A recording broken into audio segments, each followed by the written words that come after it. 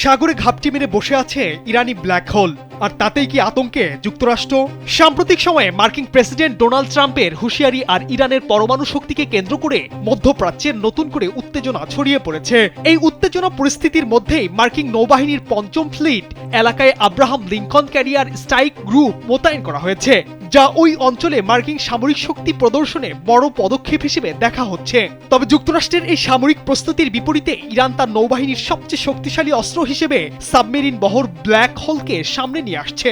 বিশেষ করে রাশিয়ার প্রযুক্তিতে তৈরি কিলার ক্লাস সাবমেরিনগুলো এখন মার্কিন নৌবাহিনীর জন্য বড় মাথা ব্যথার কারণ। স্যান্ডেলিনা সো, রূপচর্চায় আভিজাত্য।